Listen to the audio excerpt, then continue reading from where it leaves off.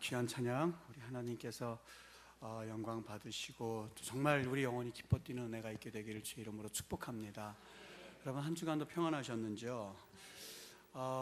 제가 오늘 드리는 이 본문 말씀은 우리 청년들과 함께 있을 때 오후 예배 때 드렸던 말씀입니다만, 오늘 이 아침에는 제가 조금 다른 각도에서 오늘 말씀을 좀 되새겨보면서 하늘에서 주시는 그 음성을 좀 한번 들어보고자 합니다.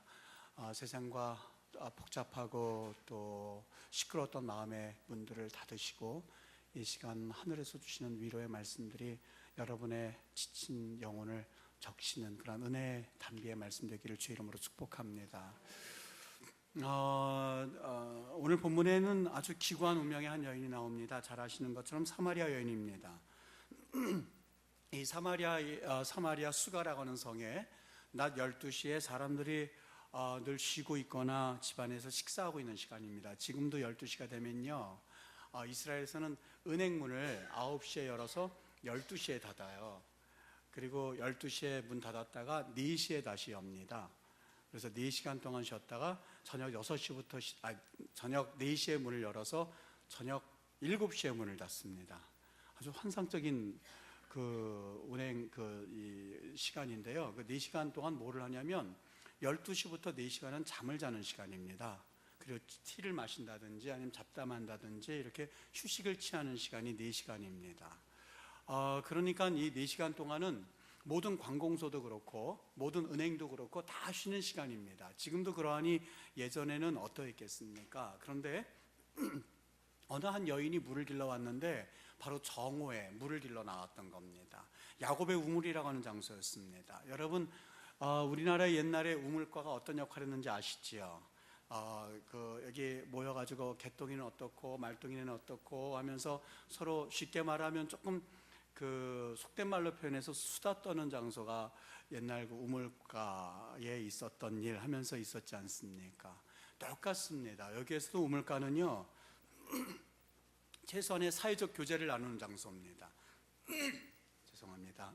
서로의 일상사를 묻기도 하고 서로 자기 이야기를 나누는 가운데 동네 돌아가는 이야기를 다 수집할 수 있는 장소가 우물가였습니다. 그렇기 때문에 동네 모든 아낙네들은 이 오전에 모이기도 하고 늦은 오후만 되기만 하면 3, 3, 5 모여서 서로 수다를 떠는 장소가 바로 우물가였었습니다. 그런데 이런 장소에 낮 12시에 모든 사람들이 다 이제는 그 시간에는 파하는 시간에 한 여인이 물을 길러 나왔던 겁니다. 여러분, 그 여인의 모습이 어떻게 느껴지십니까? 막 화려하고 이야 부러움의 대상이 되겠습니까? 아니면 저 사람 왜 저 시간에 나타나지? 하는 마음을 가지고 보겠습니까? 우물가를 향하는 그녀의 발걸음은요 무척이나 외로워 보였고, 그리고 그 여인은 마치 큰 상처를 받은 듯한 그런 모습을 한 그런 여인이었습니다. 그 어깨는 삶의 고달픔의 무게로 축 처진 모습이었었고, 사실상 그 여인의 축 처진 어깨를 그 어느 누구가 다시 회복시켜 줄 수 있을까라고 싶을 만큼 그 여인은 무척이나 외로워 보였습니다. 마치 그 영혼의 쉼 속에 깊은 마음 속에서 신임이 흘러나오는 듯한 그런 여인이었을 겁니다. 그렇게 도착한 그 우물가에 한 남자분이 앉아 있었는데 바로 예수님이라고 하는 남자였습니다. 예수님이 그 여인에게 물 좀 달라고 하는 거였었어요. 흠칫 놀랄 수밖에 없었죠. 왜냐하면 예수님은 유대인이었거든요. 그리고 그 여인은 사마리아 여인이었습니다. 여러분, 예수님이 유대인이었고 그 여인이 사마리아인이었습니다만은 과거에 그 고대 근동 기록에 보면은요, 탈무드에 보면 그 사마리아 사람들 항상 유대인에게서 개와 같은 취급을 받았다 이렇게 적혀져 있습니다. 해서 그 사람들과 상종을 안 하는 것은 물론이거니와 그들과 말조차 섞지 않았습니다. 그런데 행색이 금방 보면 알 수 있을 만한 유대인이 자기에게 물을 달라고 하는 게 아니겠습니까? 이건 흔한 일이 아니었었어요. 일상적인 일이 아니었었어요. 그런데 그의 태도가 좀 이상해 보입니다. 그래서 조금 전에 물 주시오 하던 그 사람에게 묻습니다. 왜 당신은 유대인인데 왜 내게 물을 달라고 하십니까? 근데 그 청년 예수가 오히려 자기가 생수를 주겠다고 말을 합니다.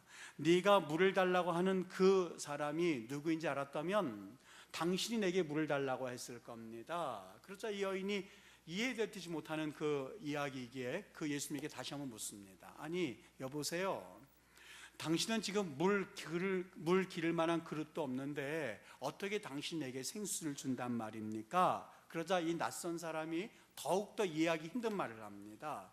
이 우문물을 먹는 자는 다시 목마르겠지만 내가 주는 물을 먹는 사람은 영원히 목마르지 않게 될 겁니다. 그랬더니 이 여인이 그런 물이 있으면 내게 주십시오, 다시는 물 길러 오지도 않게 라고 하는 그 뉘앙스를 보면 어느 정도 빈정거림이 섞여 있는 말투였었습니다. 바로 그때에 예수님께서 그 여인에게 이런 얘기를 꺼냅니다.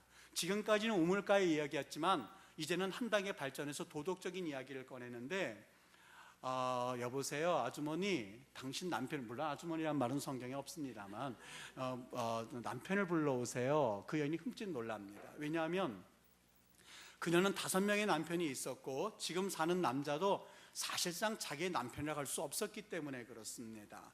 남편이 없습니다. 이 사람이 왜 내게 아픈 데를 찔러대는 거지? 왜 내가 드러내고 싶지 않은 그 부분을 드러내는 거지? 라고 하는 그 마음의 그 상처를 가지고요, 그 예수님에게 구구절절히 이야기하지 않고 간단하게 남편이 없다라고 말합니다. 그때에 예수님이 그녀에게 맞다고, 당신에게는 5명의 남편이 있었고 지금 사는 남자도 당신의 남자가 아니라는 말을 합니다. 다른 사람은, 동네에 사는 사람은 그렇다 한다 치고 누구에게도 밝히고 싶지 않은 자기의 과거를 지금 처음 보는 낯선 남자가 자기에게 말해주는 것을 보고 이 여인은 흠칫 놀랍니다. 그리고 나서 생각했던 것이 이분이 혹시 선지자가 아닐까라고 하는 생각에서 우물가의 이야기에서, 도덕적인 이야기에서 이제는 한 단계 발전해서 이분이 선지자라고 생각한 이상 영적인 질문을 하기 시작합니다. 그 본문이 오늘 우리가 읽은 본문의 내용입니다. 뭐라고 영적인 질문을 하냐면 여기 20절 말씀 우리 한번 다 같이 읽어볼게요. 있는데요, 시작. 우리 조상들은 이 산에서 예배하였는데 당신들의 말은 예루살렘에 있다 하더이다 라고 말합니다. 여러분, 이 말씀이 참 어렵게 느껴지는 말씀입니다. 이 말씀은요, 좀 어려운 이야기이긴 합니다만 구약에 있는 신명기의 이야기를 이해하지 않고서는 이해되지 않는 말씀이기 때문에 제가 굳이 구약의 예를 꺼내는 이유는 좀 이해를 돕기 위함입니다. 이 말씀의 의미는요, 신명기 12장에 보면은요, 자그마치 26군데에서 그 첫 번째가 신명기 12장 5절이거든요. 그 말씀에 보면은요, 너희 하나님께서 이스라엘 백성들에게 당부하신 말씀이 있습니다. 너희가 이제부터 하나님을 예배하기는 예배하는데 내가 택할 그곳에서 예배를 하라고 분명히 신신당부를 합니다. 내가 택하신 그곳에서 예배하라는 말을 자그마치 26번이나 쓰시면서 하나님께서는 이스라엘 백성들에게 꼭 한 곳에서만 예배를 하라고 명령을 하세요. 그래서 이스라엘 사람들에게는 과거 전통에서부터 계속해서 예배 장소는 한 곳이지, 정통성은 하나이지, 오직 한 민족만이 하나님께 택함받은 백성이지 라고 하면서 나름대로는 자부심을 가지고 이것을 지키려고 노력을 하였는데, 여러분, 사마리아 사람은 유대인들에게 인정받지 못하고 유대인들은 사마리아 사람들을 무시한다고 하는 그런 생각 때문에 사마리아 사람들은 이제부터 한 곳 예배 장소를 택하게 되었는데, 이스라엘 사람들이 거룩하다고 여겨지는 예루살렘에서는 예배하는 것이 금지가 되었습니다. 그래서 나름대로 예배할 장소 하나를 택했는데 그 장소가 어디냐면 그리심산이라고 하는 장소입니다. 지도에서 보시게 되는데 저 지도에 빨간 표시로 되어 있는 장소가 바로 그리심산입니다. 저곳에서 예배를 하는 것이 그들에게는 최고의 하나님 말씀에 순종하는 것으로 생각을 하였고, 예루살렘은 예배 장소로 인정하지 않고 그것만이 옳은 장소입니다. 여기에서 예배해야만 합니다. 그것이 하나님의 뜻입니다라고 그들은 믿고 그렇게 강조해 왔었던 겁니다. 그래서 사마리아 여인은 당연히 그리심산에서 예배를 해왔었습니다. 반대로 이스라엘 사람들은 어디에서 예배 장소를 택했냐면 지금 그리심산 빨간 데서부터 잠깐 밑으로 내려오면요, 거기 예루살렘이라고 하는 장소가 있습니다. 지도 한번 더 보여주시면요, 바로 그 빨간 장소에 잠깐 밑에 내려오면 예루살렘이라는 장소 있죠. 거기가 바로 예배할 장소라고 그들은 고대서부터 그렇게 믿어왔습니다. 그래서 항상 그들은 예루살렘이 옳은 장소야, 아니야 그리심산이 옳은 장소야, 사마리아 사람들은 오직 그리심산, 이스라엘 사람들, 유대인들은 오직 예루살렘 하면서 그들은 항상 반목해 왔습니다. 그러다 보니까 점점 자기들의 정통성을 주장하기 위해서 점점 율법화되기 시작했어요. 심지어는 율법이요, 이스라엘은 365가지가 있는데 이스라엘의 율법 중에서 참 여러 가지 기가 막힌 율법들이 많이 있는데 아직도 잊혀지지 않는 율법이 뭐냐면요, 유대인들은요, 어떤 그 예루살렘 그 사마리아 사람들의 율법 중에서 이마에 피가 흘러야 거룩하다라고 하는 율법이 있습니다. 잘 이해가 안 되시죠? 이마에 피가 흘러야 거룩하다, 이 말이, 이 율법이 생겨난 그 이유가 뭐냐면 세상에서는 서로 나누고 분열하고 정말 지저분하다는 거예요. 그리고 율법을 지키려도 눈에 여자가 보이고 눈에 욕심이 생기게 되면 내 마음에 자꾸 죄를 짓게 되니까 눈을 감고 사는 게 정말로 건강하다는 거예요. 그래서 눈을 감고 이렇게 다니다 보면 그냥 되는 게 아니라 부딪히게 되잖아요. 여기에 꽝 부딪히고 저기에 꽝 부딪힌다 보니까 많이 부딪힐수록 여기에선 피가 흘리게 될 거고, 피가 흘리다 보면 그 사람은 거룩하다는 생각을 하게 됐던 거예요. 여러분, 오늘 사마리아 사람들이 이런 법들 안에서, 예루살렘에 있는 유대인들이 이런 법들 안에서 그들 나름대로 신앙생활을 해왔었던 거예요. 그래서 예루살렘이 옳습니다, 그리스도산이 옳습니다, 그들은 항상 이것을 증거해 왔었던 것이죠. 여러분, 지금 이 여인의 영적 상태가 어떤지 상상이 되십니까? 예수님께 향해서 예루살렘이 옳습니까, 그리스도산이 옳습니까 하는 그 여인의 영적 목마름이 여러분 이해가 되어지십니까? 아무리 정식 결혼이라고 해도요, 여러분 용서하시고 들으세요. 아무리 정식으로 결혼했다 한다 할지라도 3번 이상 결혼했다고 한다면 이거는 사실 수치스럽습니다. 지금 몇 번 결혼하셨던 분, 그분을 지금 비하하자는 이야기가 아니라 사실 일반적으로요, 3번, 4번, 5번 결혼했다고 하면 이거는 사실상 수치스럽습니다. 더더군다나 지금 살고 있는 남자도 정식으로 결혼한 남편이 아니라는 거예요. 믿고 사랑하는 대상이 자꾸 바뀌어졌어요. 달라졌어요. 여러분, 남편과 아내의 관계가 어떻습니까? 모든 것을 내어 맡기고 서로 의지하는 인생의 반려자인데, 이 반려자가 3번이 바뀌고 4번이 바뀌고 5번이 바뀌었을 때에 여러분, 그 여인이 받았던 상처가 얼마나 컸었겠습니까? 더더군다나 이 여인은 위로받아도 현치 않을 판에 수가 마을 사람들은 이 여인의 5번, 6번 결혼한 이 사실을 가지고 가십거리로 전락시켜 버립니다. 우리 말이야, 한두 번까지는 그런 대로 동정하겠는데 말이야, 어떻게 5번이나 결혼하지? 5번? 도대체 그 여인은 무슨 문제가 있는 거야? 라고 하면서 그 여인이 멀리서 나타나기만 하면 서로 눈을 흘기면서 수근수근 되기 시작했습니다. 여러분, 남편에게도 버림받고 사람들에게도 단절된 이 여인이, 모든 사람들이 이제는 쉬고 자는 12시서부터 4시 사이에 물을 길러오는 것은 어떻게 보면 당연하다고 할 수 있지 않겠습니까? 그 여인의 마음의 상처를 여러분 이해가 되시는지요? 이런 여인을 향하여서 그리스도산에서 예배를 드리는 것이 맞습니다, 예루살렘에서 예배를 드리는 것이 맞습니다, 당신 이마에서 피가 흘러야 당신은 경건하게 될 겁니다 하는 이야기를 들었을 때 과연 그 여인에게 영적 만족이 있겠느냐고요. 정말 삶의 기쁨이 있고, 그리고 그 여인에게 받은 상처가 이마에 피가 흘름으로써 그 여인은 사실 위로받을 수 있겠느냐는 거예요. 여러분, 우리 어떤 일을 할 때에 우리는 항상 이것이 옳은지, 이것이 내 생각에 옳지 않은지 하는 것이 사실상 우리의 삶에 큰 결정을 하는 데 있어서 중심 역할을 합니다. 이거요, 굉장히 중요한 일입니다. 저는 그런 분들 보면 그래도 참 존경스러운 마음이 듭니다. 왜냐하면 세상에 있는 사람들은 모든 일을 판단하는 데 있어서 이게 내게 손해가 되는지 이익이 되는지를 따져서 비록 옳은 일을 한다 할지라도 내게 손해가 되면 하지를 않습니다. 이것이 내게 비록 옳지 않은 일을 한다 할지라도 이것이 내게 유익이 되면 나는 기꺼이 합니다.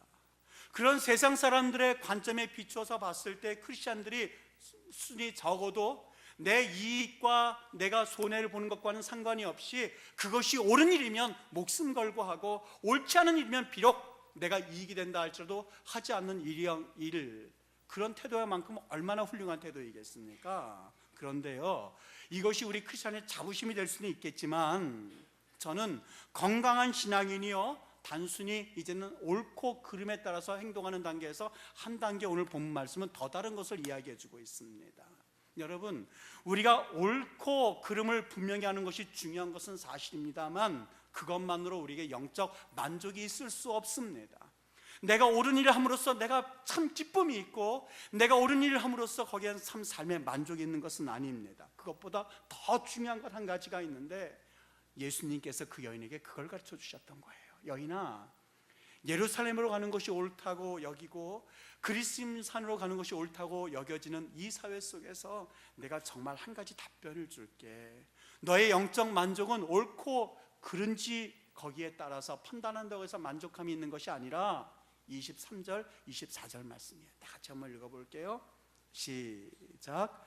아버지께 참되게 예배하는 자들은 예배할 때가 오나니 곧 이때라. 아버지께서는 자기에게 이렇게 예배하는 자를 찾으시느니라.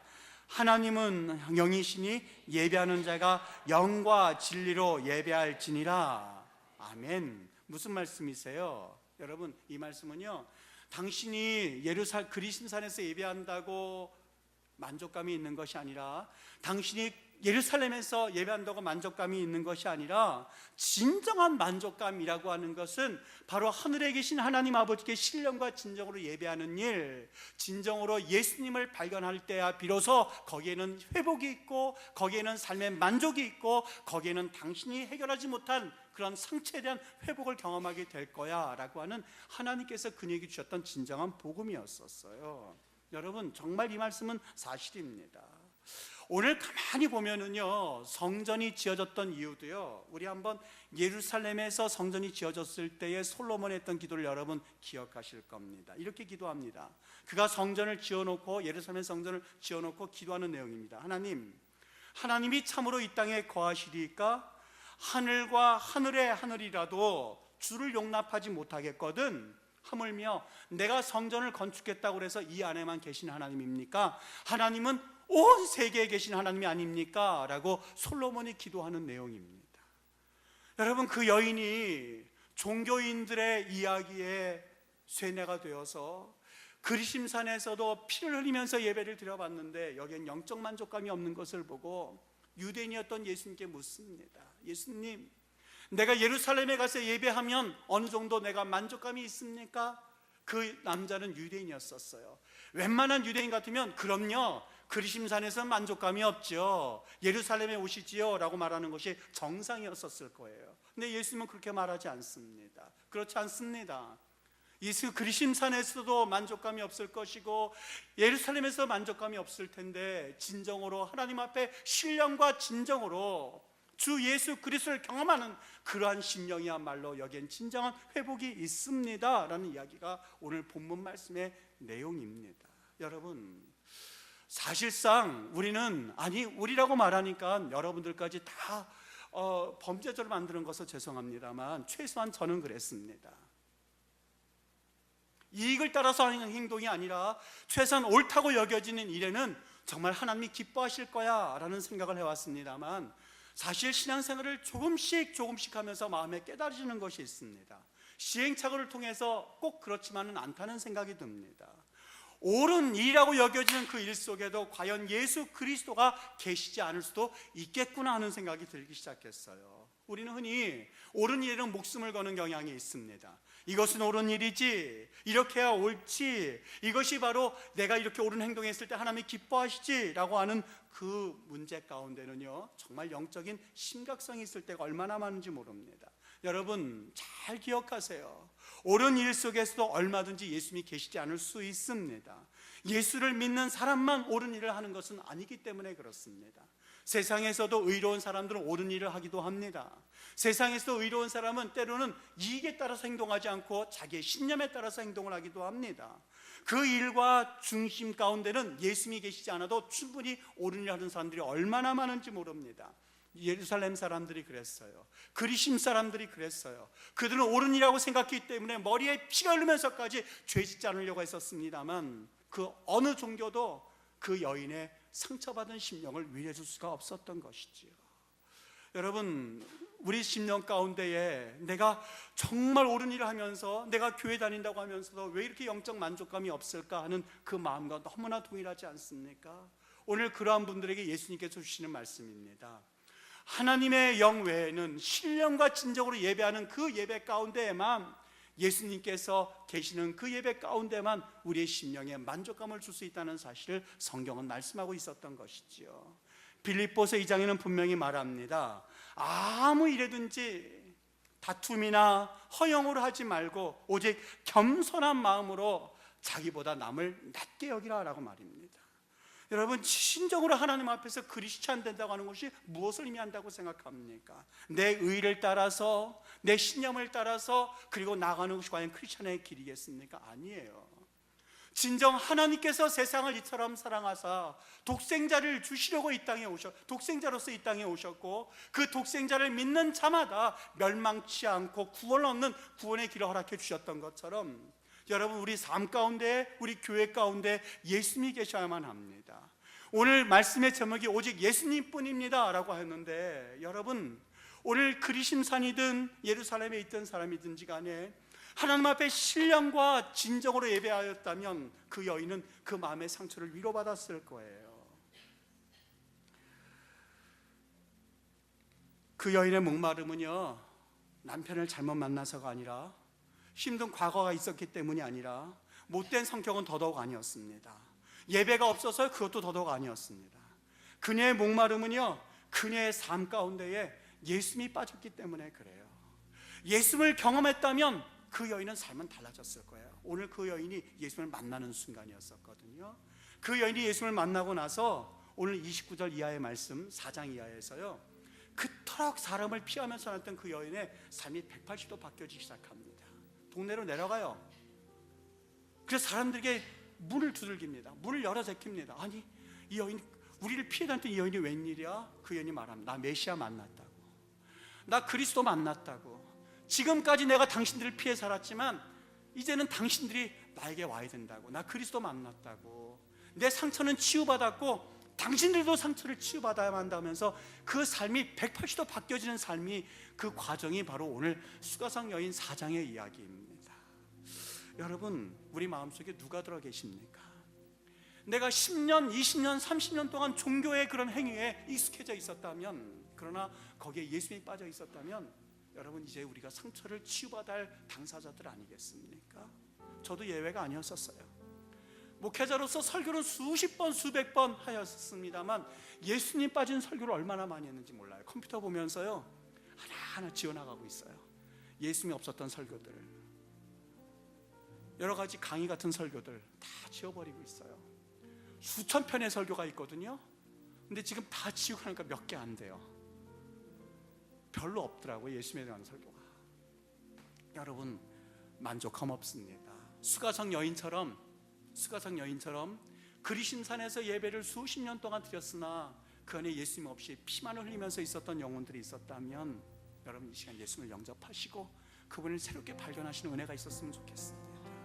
우리의 마음과 우리의 생각과 우리의 말과 우리의 삶 속에 예수님이 들어오셔야만 합니다. 그분이 생명의 역사이기 때문에 그렇습니다. 우리에게 필요한 것은 다른 것 아닙니다. 우리 임마누엘 교회에 필요한 것이 있었다면, 우리 임마누엘 교회에 정말 필요한 것이 있다면, 예수님 오시옵소서. 내게 필요한 것이 하나님의 은혜이고, 내가 필요한 것이 성령의 은혜이고, 내가 필요한 것이 성령의 충만함입니다 하는 그 하나님 앞에 갈급함을 가지고 나아갈 때에, 하나님 여러분 가정에 들어가셔서 주인이 되어주시고 우리의 삶을 바꾸어 주시고, 그 여인이 문을 두들기고 나 메시아 만났다고 기뻐 외쳤던 것처럼 여러분 그렇게 살아가실 수가 있습니다. 오늘 이 시간 예수님을 받아들이시고 예수님을 초청하시고 그분을 영접하셔서 우리의 삶이 다시 한번 주님 안에서 새로워지는 은혜가 우리 임마누엘 교회 성도님들에게 있게 되기를 주의 이름으로 축복합니다.